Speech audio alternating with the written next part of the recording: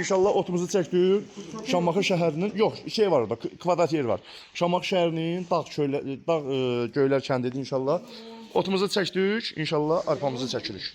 Olmadı, yekə məşoq gətir. Arpamızı çəkirik, inşallah 4 kilovat, 3 nabrot, 4 da gəlmiş sarğı, nol faza, 32 bıçaqlı, tokumuz qoşulub.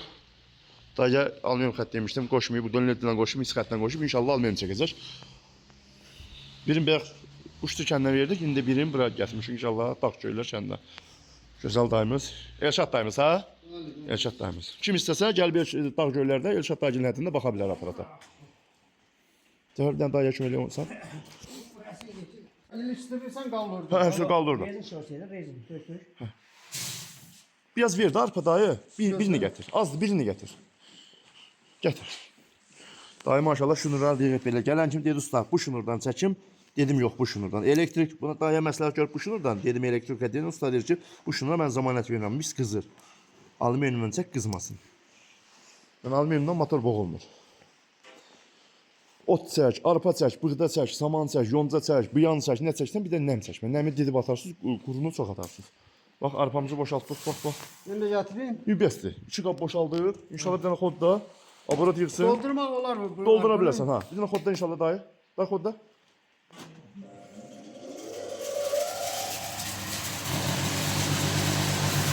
Aç oradan geçsin. Tokumuzda maşallah. 221 süperdir, əladır.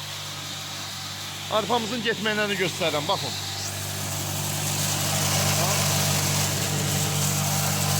Bir tane koymuşuz, yarım ələyə koymuşuz. 217. Otu, arpanı bığdanı meşağa vır. Ama otu samanı açıq vır, yerə vırsın da yəni.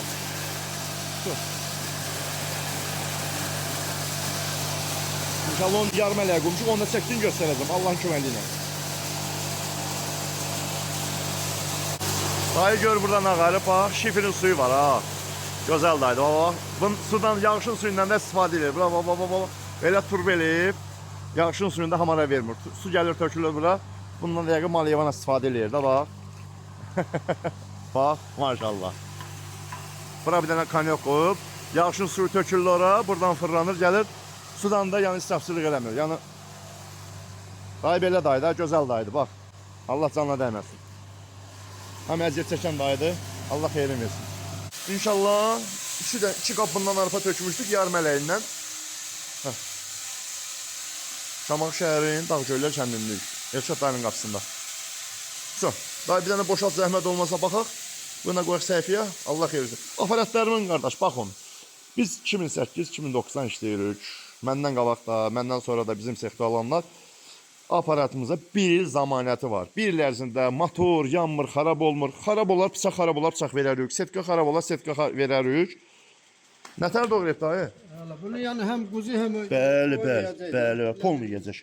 Bu bizim yarım ələyimizdir. Əgər istəsən bundan balaca eləmək istəsən, bu da ha. Bu üçlü ələyə qoyacaqsan, ondan da balaca un kimi eləyəcək. Un kimi olur. Bax budur. Baxın, kimə lazım olsa əlaqə saxlayın. Boynun burnuna dolur. Oldu, xeyir olsun dayı. Allah xeyir versin. Sağ ol. Sağ ol. İş budur, keyfiyyət budur. Danışan Usta Sarxan səhifəmdən nömrəm var. 070 298 38 08. Yəni mənim işim peşəm budur. Gözəl müştərilərdən gözəl qulluğuma dururam. Mənim çünki çörəmi bununla qazanıram. Mən də sənin qazanalım. Əziyyət böyük ki. Xoşdur dayı, başladım. Bu